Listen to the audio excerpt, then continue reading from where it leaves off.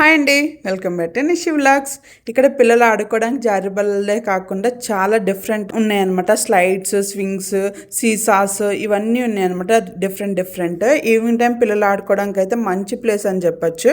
అలానే ఇక్కడ వాకింగ్ చేయడానికి కూడా మంచి ఫుట్పాత్లా ఉంది.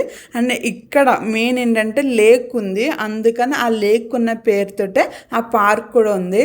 ఇందుకే నేను దేనికోసం చెప్తున్నాను అనుకుంటున్నారా, హెచ్ఎస్ఆర్ లేఅవుట్లో మనకి ఆగ్రా లేక్ దగ్గర ఆగ్రా పార్క్ అని చెప్పి ఉందనమాట. ఆ లేక్ పేరుని ఆగ్రా పార్క్ అని చెప్పి పెట్టారు. ఇక్కడ ఫోటో షూట్స్కి, పిల్లలు ఆడుకోవడానికి, అలానే పెద్దవాళ్ళు ఎక్సర్సైజులు చేసుకోవడానికి, కొన్ని ఓపెన్ ఎయిర్ ఎక్సర్సైజులు ఉంటాయి కదా, అవి చేసుకోవడానికి, అలాగే యోగా అవి చేసుకోవడానికి మంచి స్పాట్ అని చెప్పచ్చు. మనం బుక్స్ అవి చదువుకోవడానికి ఒక మంచి ఎన్వైరన్మెంట్ చూసుకుంటాం కదా, అలా ఇక్కడ కూడా బాగుంటది. చెట్లతో అది మంచి డిఫరెంట్ గా కట్ చేసి చూసారా. ఇక్కడ పెద్దవాళ్ళే కదా, పిల్లలు కూడా ఈ ఓపెన్ ఎక్సర్సైజ్లు బాగా చేస్తున్నారు అనమాట.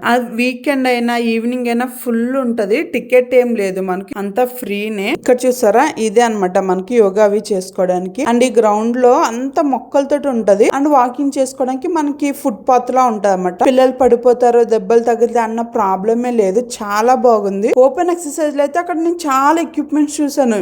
వేరే పార్క్ లో ఎక్కడైనా కూడా ఒక 2-3 అట్లుంటాయి, కానీ ఇక్కడ అలా కాదు, మోర్ దెన్ 10 ఎక్సర్సైజ్లు చేసుకోవచ్చు మనం. చాలా బాగుంది. ఎవరైనా హెచ్ఎస్ఆర్ లేఅవుట్ నియర్ బై ఉంటే కనుక కంపల్సరీ విజిట్ చేయండి. ఆగ్రా చిల్డ్రన్స్ పార్క్ అని చెప్పి గూగుల్లో కొట్టినా మనకు లొకేషన్ వస్తుంది. అండ్ ఆ లేక్ దగ్గర వచ్చే బర్డ్ సౌండ్స్ ఉంటే చూడండి, వేరే లెవెల్ అంతా. చాలా బాగుంటుంది, చాలా పీస్గా ఉంటుంది ఆ లేక్ చూస్తే. ఎక్సర్సైజ్ చేసుకోవడానికన్నా, ఆ లేక్ చుట్టూరు వాకింగ్ చేయడానికన్నా, ఫ్రెండ్లీగా మాట్లాడుకోవడానికైనా బెస్ట్ స్పాట్ అని చెప్పొచ్చు.